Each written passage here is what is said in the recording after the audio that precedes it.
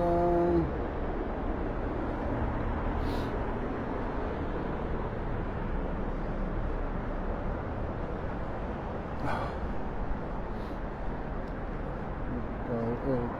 Go. Hello, Gary. Hello, my friend. My mic working all right? We just checked. Right, here we are. Bit of a late one. A brew with a street view. We're a bit late on parade. People in there eating. Central London. Late one. Anyway, let's just give people a brief update. So it's now Wednesday. On Monday we had the Channel 4 documentary sponsored by I.O.P.C, the pro-satanic group, with special thanks, you saw it come up, special thanks to Karen Irvine, a well-known, in my opinion, pro-satanic troll. So anyone who speaks out about Satanism and its negative effects, this woman, Karen Irvine, aka El Coyote, and some other bizarre name, she's just a professional troll, Canadian woman, and got a very pro-satanic agenda. And Channel 4 endorsed her and thanked her for her efforts for this programme. And it was shocking. It was an appalling. The first bit of it actually was quite enlightening. So it seemed to be a degree of journalism went on the first half, but the second half was just vexated. It was awful, and it was horrendous. There was one woman on there. It was lip sync voices, so real voices, but lip sync actresses, or whatever. And one of them was so twisted and vexated. She was screaming, "I'll never stop, I'll never stop." Very, very unbalanced woman. But they missed the point. You know, what about the two little kids? It would seem to be focused on these four middle-class women from posh, middle-class, very affluent London suburb, and what they suffered, but nothing to do with what the poor two little kids went through. It was shocking. It's so one-sided. It was wrong. Now I know that there was the ones against the ritual abuse. Some of them are a little bit odd, and they are odd. And I tried to keep my distance from them people, but because they're damaged. But even still, it got out. And I think the agenda for this documentary is very, very questionable. I think it's to really get a first strike in case one of the victims, who I think is now 18, ever speaks out. And let's just not forget that the two kids made a free-flowing narrative, although it was heavily coached by this guy Abraham, who I've always said is a bit strange guy anyway. But the two kids had injuries, internal, paediatrically examined injuries of a very intimate nature. I'm not going to go into it here, but it's easy enough to research, which were conducive to the abuse that they were alleging. You know, and they seem to have omitted that and overlooked that very poignant fact. And also, the kids made references, not just references, actually clear statements, that their abusers had these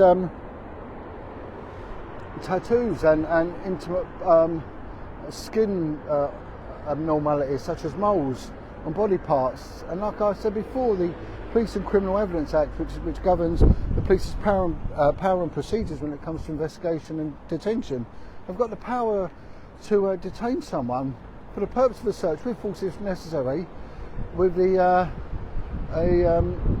permission of an inspector and above, and in the presence of a doctor, to pull someone's trolleys down and have a look at these marks and record them. So they never did it. So there was many questions. But you're right. It was a rubbish documentary. It was heavily one-sided. No real care or compassion for the two poor little victims. And the other thing, it was endorsed and they credited someone, in my opinion, is an active Satanist. So shame on Channel 4, shame, and they will pay for that one day. One day that will come back to get them what they've done. Anyone who supports this vileness, they ain't going to get away with it. So that's that, been and gone. We started our filming. I want to thank everyone who has contributed to the Indiegogo. It's still running.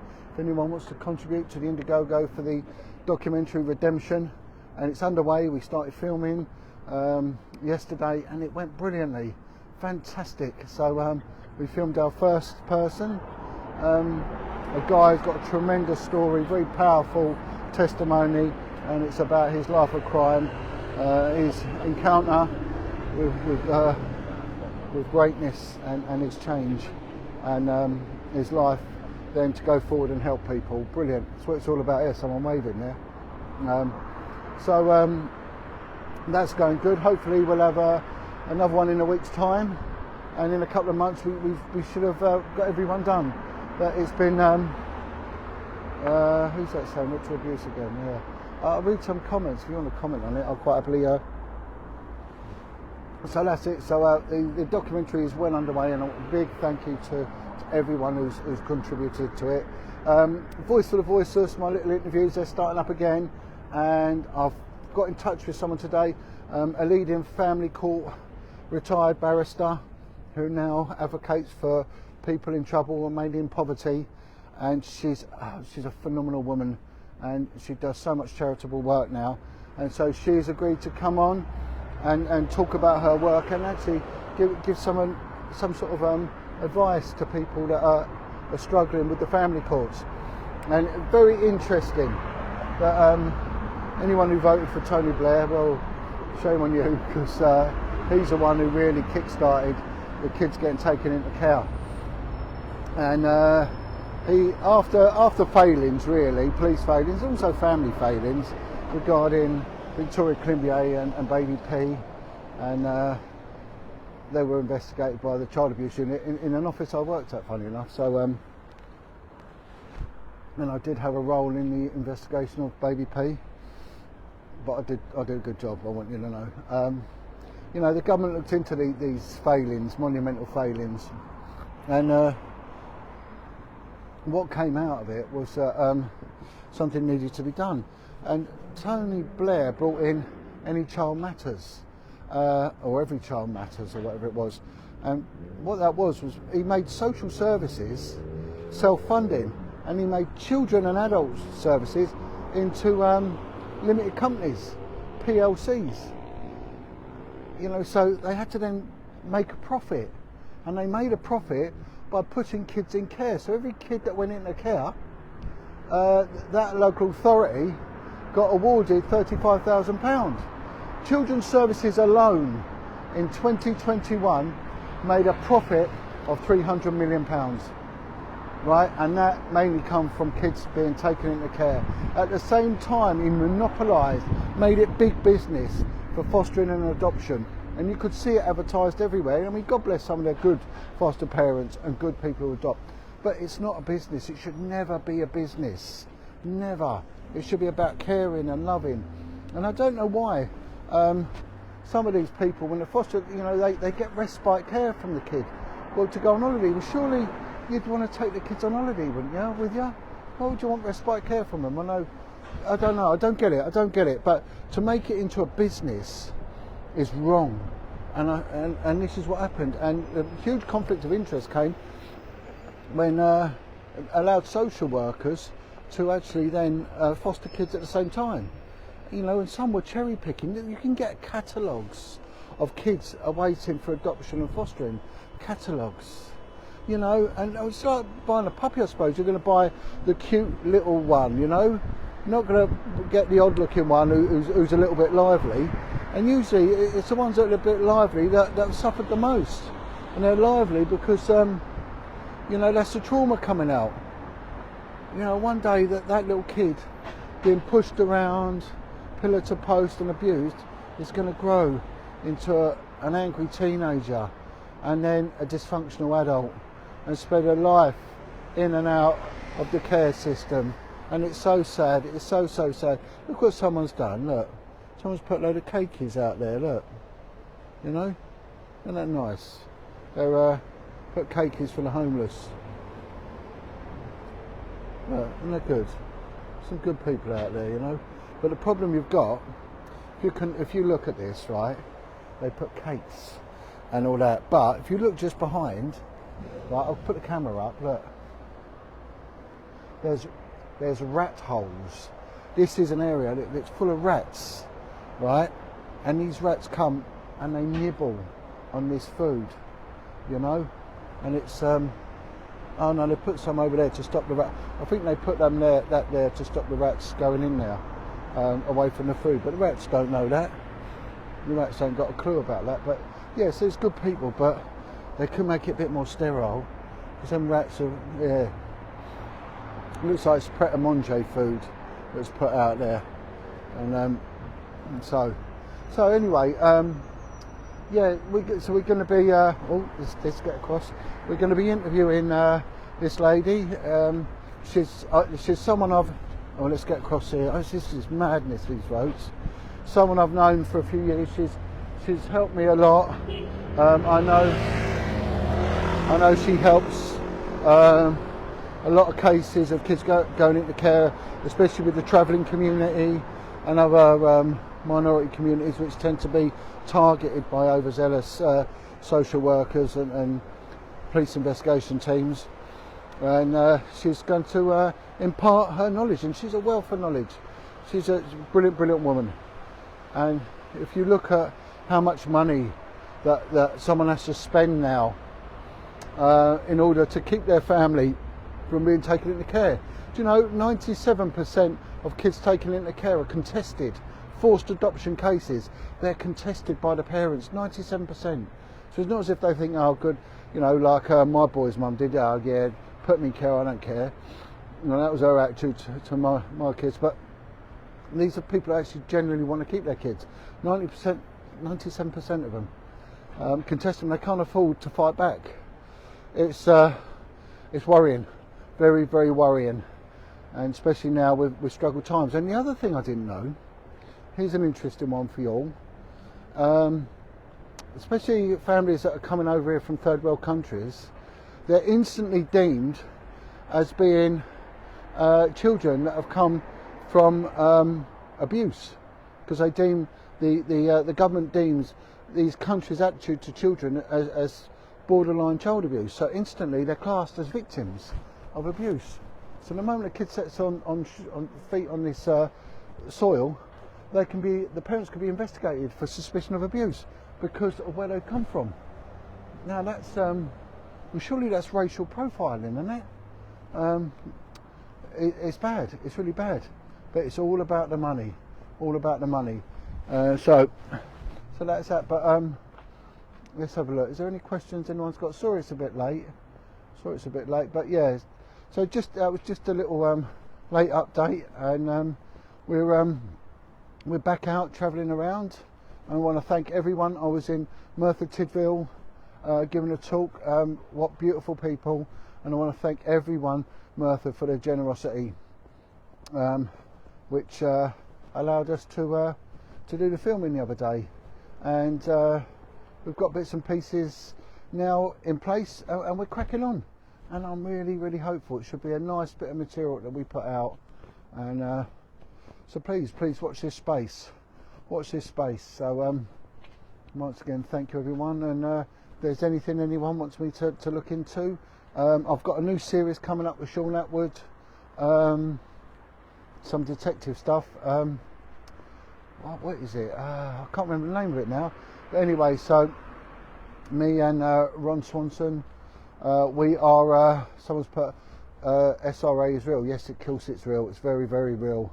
It's unbelievably real. I'm going to be putting a little bit of material out about the reality of it. I think that'll be interesting, and see where we go. So we've got our Freedom of Information request, and I'm going to do that, combine it with the range list, and combine it with the Operation Violet's findings, and it should be interesting. It should be interesting to see where we go from there. Someone called Yorkshire Pudding. I.O.P. blood.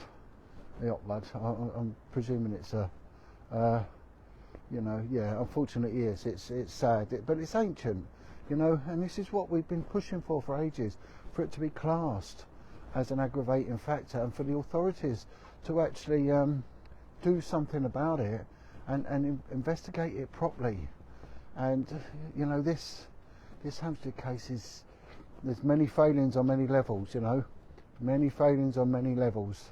It's not as straightforward as people think, but let's hope that the police change their attitude and they start looking into this. But unfortunately I don't think that is going to be the case. I really don't.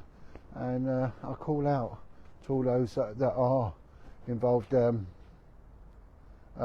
thank you. No, no, then, John. I want to call out to all those that are caught up in it, in ritual abuse. Get out of it.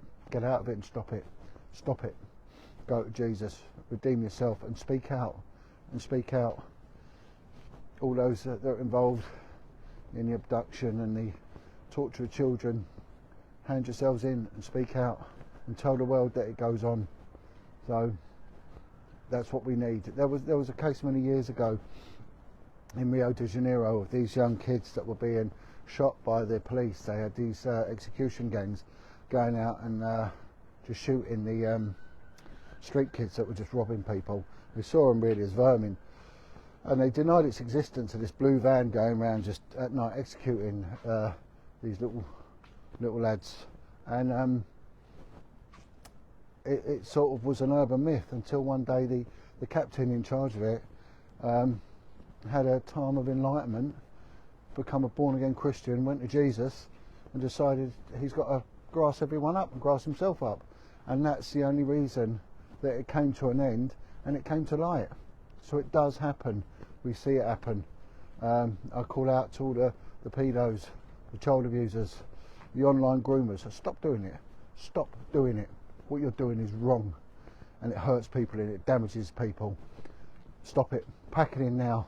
And again, grass yourselves up, hand yourselves in, and grass others up that are involved. Do it. Do it.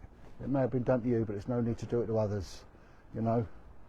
And we're all going to die one day, and it's better to die with a clean heart than with a twisted, angry one, knowing you've hurt all these little kids. Stop doing it now. So that's my little bit of sermon for the day. You know, keep going, keep fighting, keep following. You know, share our work.